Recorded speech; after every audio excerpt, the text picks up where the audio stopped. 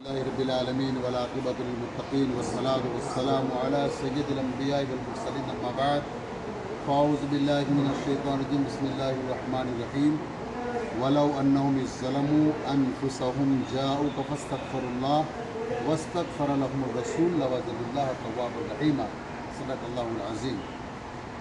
الحمدللہ، اللہ تبارک و تعالیٰ کا بے پناہ احسان عظیم، اللہ نے کرم فرمایا، اپنے پاک دربار کی حاضری نصیب فرمائی، عمر کی سعادت نصیب ہوئی۔ اب اس کے بعد ہمیں پیارے آقا صلی اللہ تعالیٰ علیہ وسلم کا وہ پیارا روزہ جو مومنوں کے دلوں کا سکون ہے، قرار ہے، روح کی تازگی ہے، گنبد خضرا کو دیکھ کر کے جسم نہیں بلکہ روح بھی تازہ ہو جاتی ہے، وہ دلوں کی پیاس بجھانے کی باری قریب آئی۔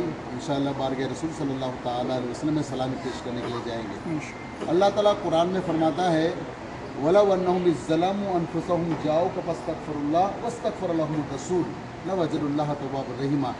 جب تم اپنی جانوں پر ظلم کر بیٹھو تو میرے حبیب کی بارگاہ میں حاضر ہو جاؤ اور آپ کے توسل سے اللہ تبارک و تعالیٰ کی بارگاہ میں توبہ استغفار کرو، ضرور اللہ تبارک و تعالیٰ کو تم توبہ قبول فرمانے والا پاؤ گے۔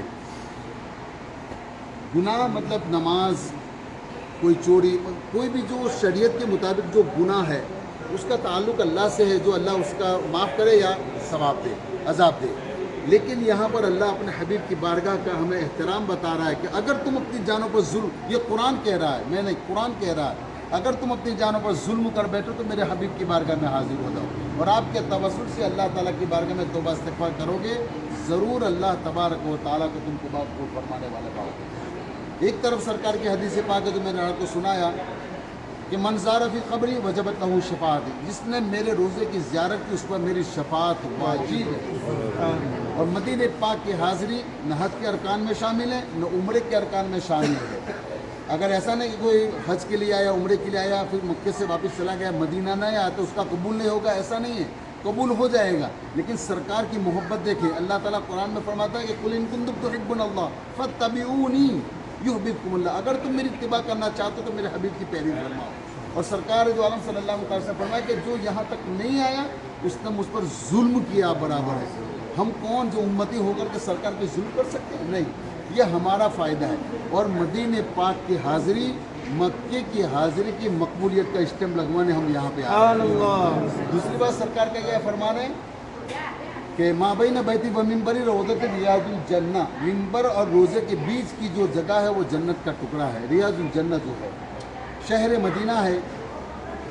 سرکار دو عالم صلی اللہ تعالیٰ علیہ وسلم کی تشریف آوری جب آپ مکہ چھوڑ کر کے ابھی مدینہ نہیں آئے تھے، اس سے پہلے اس کا نام تھا یشرب۔ یشرب کا معنی دکھوں، مصیبتوں اور بلاؤں کا گھر۔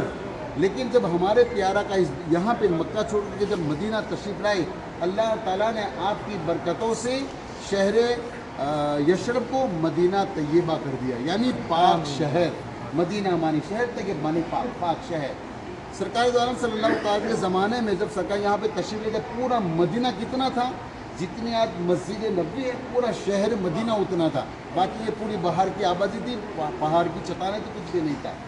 آپ سرکار دو عالم صلی اللہ تعالیٰ علیہ وسلم جب مدینہ میں آئے تو مدینہ والوں نے، جو انصار لوگ کے مدینہ کے رہنے والے تھے، انہوں نے سرکار پر جان و دل قربان کر دیا۔